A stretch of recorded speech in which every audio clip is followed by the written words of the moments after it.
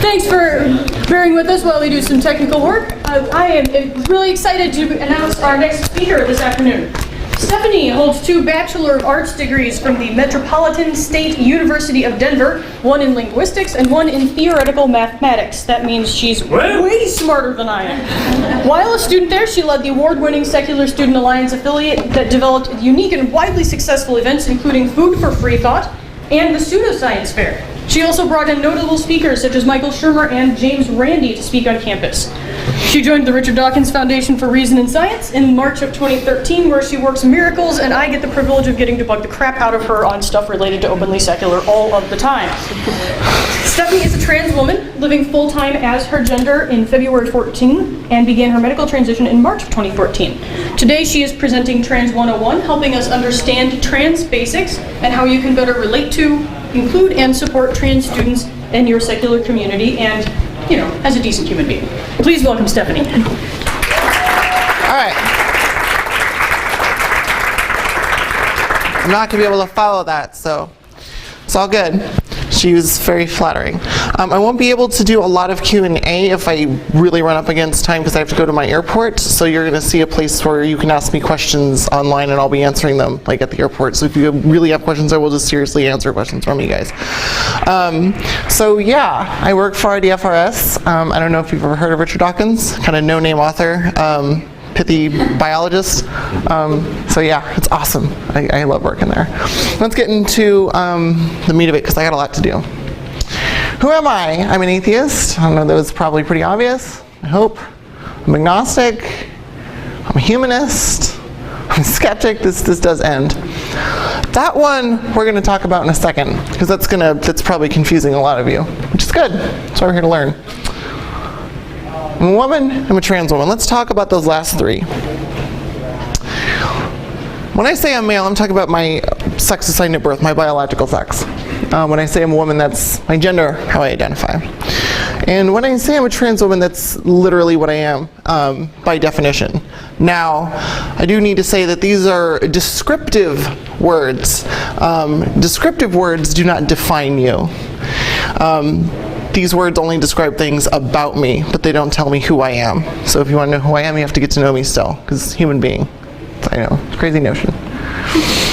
So let's get to know some basic terms really quick. You're going to need to know them. Gender. It's a range of characteristics pertaining to the spectrum that is masculinity and femininity.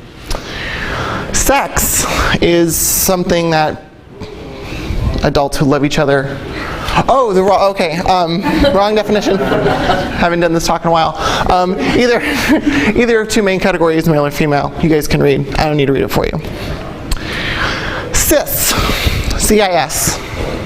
Not like, hey sis, which would be kind of fun for us trans people to start doing to you guys.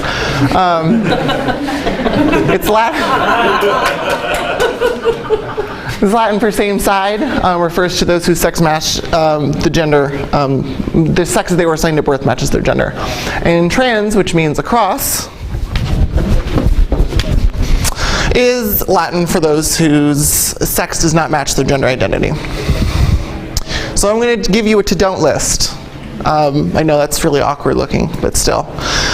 I don't know if you, let me ask before I start this, how many people know a trans woman, or trans person that is not me? Wow, really? Awesome. Oh, and not her.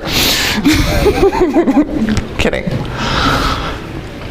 There's a lot of stuff that my friends have messed up on, and I'm going to show you some of these. I'm not going to say who it was, of course. But if you have a trans friend, these are things you should not say to them.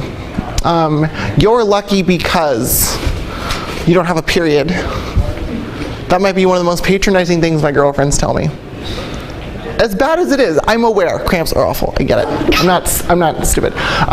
But telling me that, or telling any trans woman that, essentially is like, it's so good that you weren't born the way you were supposed to be. Imagine if someone told you that. Do not ask us personal questions unless you're our friends and we've told you it's okay. You don't need to know about my genitals, it's not your business. I've gotten that before. Welcome to being a woman, or welcome to being a man, depending on if you're a trans man or a trans woman. I didn't need to be welcomed to who I am. Thanks. I got my cookies and brochure from someone before you. Don't, within trans communities we talk about passing, but that's between us. It's not your business about passing, and don't ask about it, or comments about being a real woman. That's silly. And don't give us unsolicited advice about our appearance that isn't like, oh my god, like you should totally try this top. That's fine. Other stuff though can be extremely, what's that word? Offensive. I don't use it very often. And don't out anybody. If you know someone's trans and you're in a group of friends, don't be like, oh, my trans friend, Steph, or whatever. That's not cool. So let's be more positive. We're going to do personal level to-do list. Do use the correct name and pronoun. If you're not sure, pull them aside privately and ask. Or pick up from context from a conversation. If you make a mistake, move on. Draw more attention to it by like poking, like, oh, I'm so sorry. I'm so sorry. Oh my god. Because then people are going to say, what were you sorry for? And then you have to say why, and then the cycle repeats. Don't do that. Be open to being corrected. How many people here love the scientific method? It better be everybody. Okay, just making sure. Respect boundaries too, like all kinds of boundaries. Again, don't ask us about what's going on downstairs. This is probably the biggest thing you can do. I know I mentioned stuff, but that was just filler because it's a talk. Just do this. This is really the only thing you ever need to do, is treat trans people as you would treat any cis person. Do you go up to cis people and go, oh my god, do you have a vagina? I don't think so. I'm pretty sure. But I will start if it doesn't stop, and we'll see how that goes for y'all. Now, since this is a Secular Student Alliance conference, there's groups here. How many people are in groups? Holy crap. Almost as many people who like scientific method. Getting trans members as leaders. Now, I'm not asking you to force them in there, I'm asking you to do a quota. But I would like you guys to be open and encouraging to having that. SSA at UCF has a trans leader, among others, but that's because I have friends there, so they told me to, hey, we do that. Okay, cool, mention it.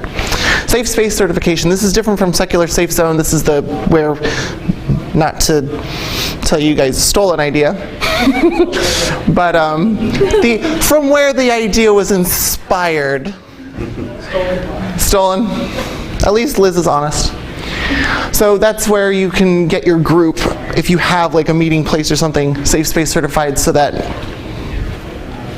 trans members and LGBT members as well know that you are sensitive to their concerns and issues. Secular safe zone, fine, I'll mention it. Fine. Invite LGBT speakers with an emphasis on T. Like me, I'm on the SSA Speakers Bureau. Shameless plug. I will come to your campus and I'll bring my dog and you can play with my dog. She's adorable. Usually there's an LGBT campus center. They can recommend speakers if you are like, I don't know anyone that's lesbian, gay, transgender, or bi, except almost everyone here.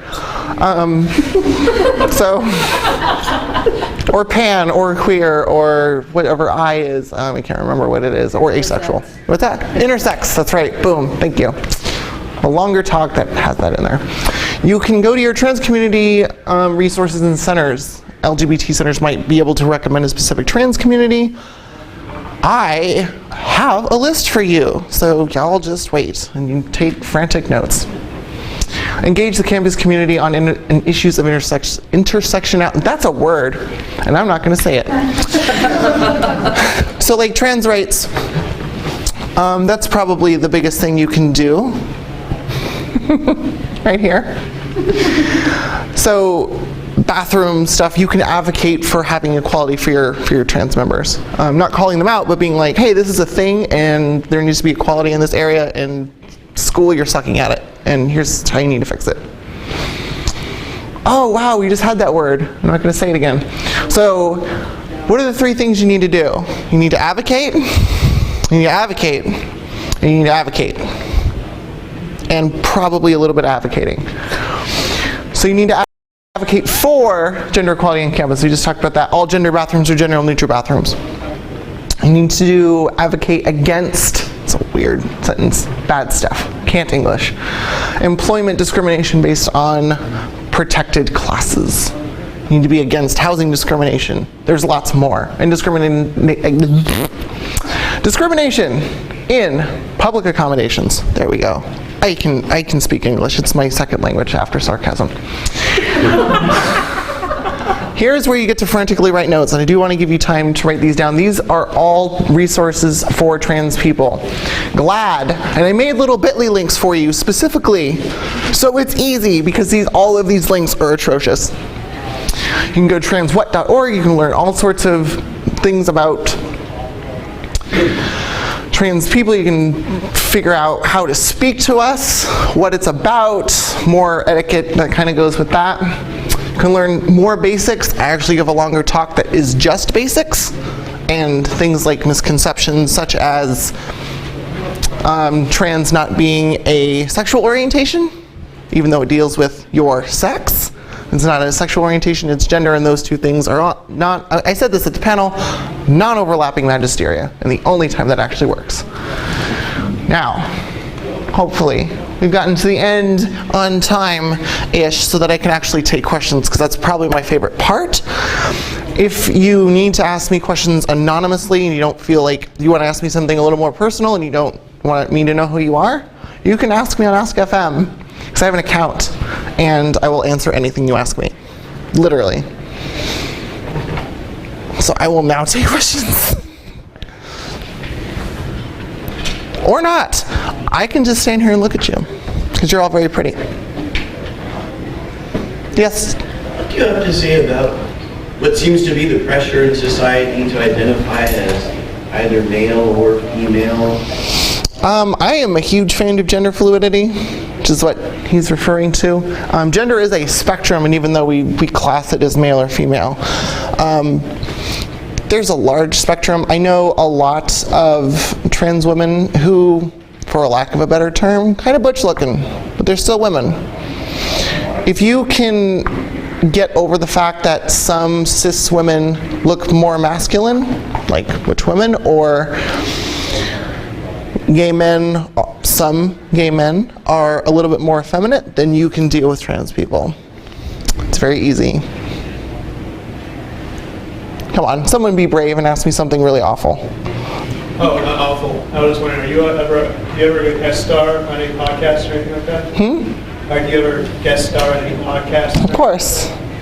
Of course. Do you want me to start naming them off and being like really egotistical about it? I've been mentioned quite a bit on Penn Sunday School. If you don't know who that is, Penn Gillette, Penn and Teller. He's awesome. I was just on words today, Jesus. Help me find the strength. Miami Valley Skeptics is a thing that exists, and I was on there a couple weeks ago. I was on the Bible Reloaded. If you guys have ever been on the Bible Reloaded, I did a chick trek with them called Party Girl, which was so awesome. They picked the right one.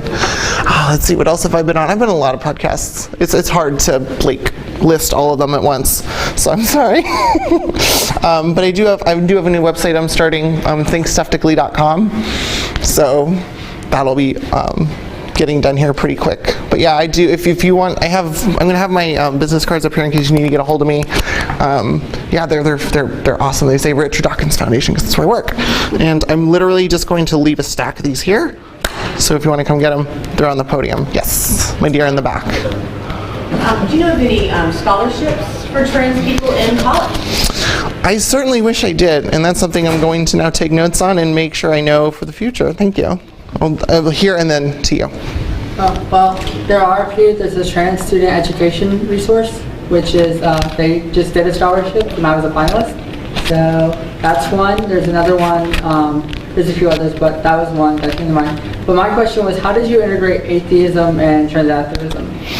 Well, I've always been kind of like passionate as an atheist, and I try to focus on things like intersectional, things like the fact that our biggest barrier are people who believe magic men in the sky rule the world, and everything follows kind of from that. That's where those two intersect. I wouldn't even necessarily call myself a trans activist, though it looks like I am. I'm more interested in educating people about it.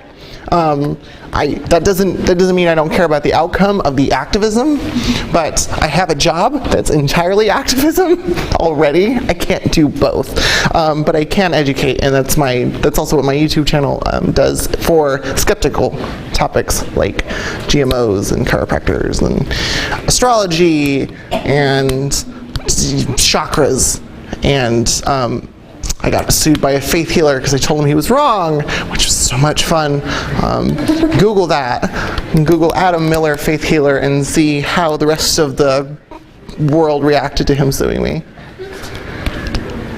Yes, ma'am. One of the things that, just kind of a comment on this kind of issues, but one of the things that we had when we had transgender speakers come speak to our group, Jim Helpner, Tri-State Free Thinkers leader, he said, what we really need to do as atheists is not just tolerate trans and gay community like many Christian groups do, but truly accept them. That is what we really need to do. And that was something very moving to me of, yeah, you know, I haven't really had that much experience with gay or transgender people, but I always was like, you know, whatever they want to do is cool, but just really understanding that we really need to be the ones accepting them and helping them with this activism as well. There's does anyone know about Steve Shives? He's a YouTuber on YouTube. Wow, God, I'm killing it today. He's a friend of mine, but he's also like, he's got way more subscribers than me. I had asked him a question on his one of his You Had to Ask videos, and he said something that I'm going to repeat because it's a really good point. If just a little aggressive, I might try to tone it down a little bit.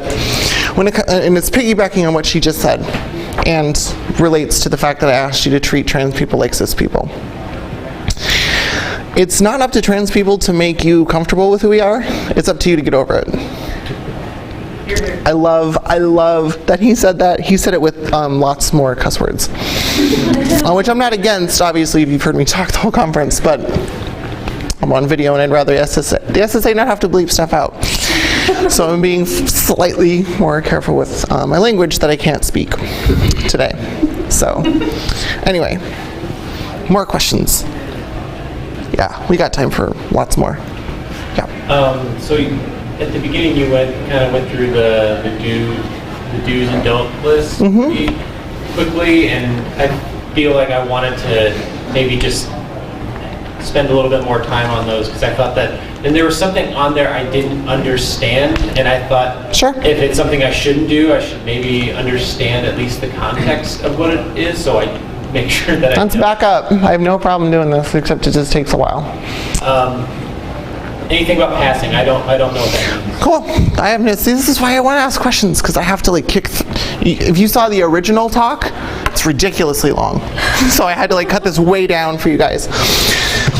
Passing is a term that trans people use to describe how they're perceived as the gender that they identify with. There's lots of stages, and there's no really defined endpoint. For me, I need to pass as a woman. I need to have these, which are nice. Love them. Hi, girls. Being able to not have like facial hair, things like that, go into it. Now, for trans men, it's the opposite. They wear binders to put these away and cut their hair short, things like that. Passing is kind of a sensitive issue for us because, if you missed the panel, there's this drive for us to fit into a binary, and that's where that term comes from. Now, we use it intercommunity to be like, essentially, would you know I was trans, essentially. At least that's how I use it. There's a Facebook group called the Transgender Alliance, It's a closed group. So many trans people, men and women, will post pictures and asking the community, do I pass? I've done it 3 times myself. I don't want to say it's a slur, because it's really not a slur, but it is on par with that when it's coming from someone who is cis, if that makes sense. It's really just about us trying to fit a gender norm, I guess. It's probably the best way to put it. Yeah, thank you. Did you have, was there anything else you wanted me to? No, I think that was